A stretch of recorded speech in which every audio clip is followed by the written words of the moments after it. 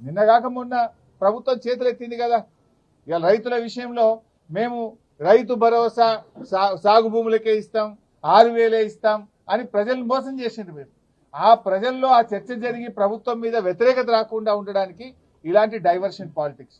But అయినా కూడా మాకు న్యాయస్థానాల మీద గౌరవం ఉంది, చట్టం మీద గౌరవం ఉంది. తప్పకుండా మేము అన్ని రకాలుగా దీనికి సహకరిస్తాం. సరే, ఫర్దర్ గా సుప్రీంకోర్టు అనే దాని మీద మా న్యాయవాదులు ఇచ్చేటువంటి సలహా మేరకు మేము ముందుకు వెళ్తాం. బట్ మొన్న కూడా మీరు చూశారు, కేటీఆర్ గారు ఏసీబీ ఆఫీస్కి వెళ్ళారు. ఎక్కడ కూడా ఎక్స్టెన్షన్ అడగలేదు, మేము టైం కూడా అడగలేదు. వాళ్ళు నోటీస్ ఇస్తే మేము వెళ్ళాం. ఎందుకంటే తప్పు చేయలేదు కనుకనే ధైర్యంగా విచారణకు పిలిచారు. తప్పకుండా వెళ్తాం. ఎట్టి పరిస్థితుల్లో విచారణకు మేము వెనుక వెళ్ళట్లేదు.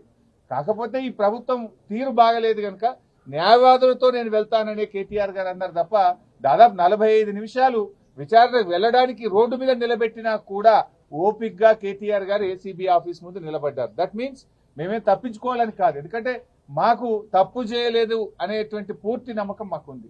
అక్కడ అసలు అవినీతే జరగలేదు. ప్రభుత్వ ఖజానా నుంచి ఒక రూపాయి పోకుండా నువ్వు అవినీతి జరిగిందని ఎట్లంటావు? అవినీతే జరిగిన ప్రశ్నే లేదు అక్కడ. ఈ రాష్ట్రం ఇమేజ్ పెంచడానికి, హైదరాబాద్ బ్రాండ్ ఇమేజ్ పెంచడానికి ఈ రోజు ఈ కార్ రేసింగ్ ను కేటీఆర్ గారు హైదరాబాద్ తెచ్చారు.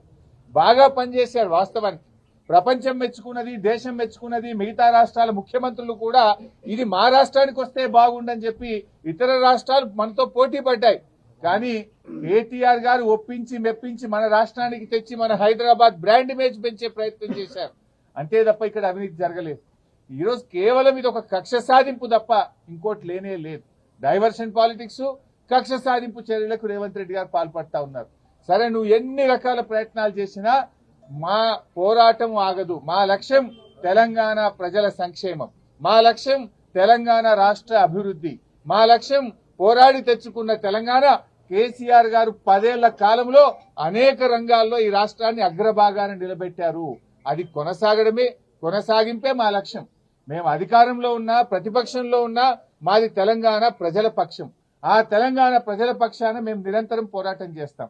ఇవాళ రేవంత్ రెడ్డి గారు ఇలాంటి కేసులు ఇంకా కూడా పెట్టొచ్చు, కానీ మేము ఎవరం కూడా అధైర్యపడే ప్రశ్నే లేదు.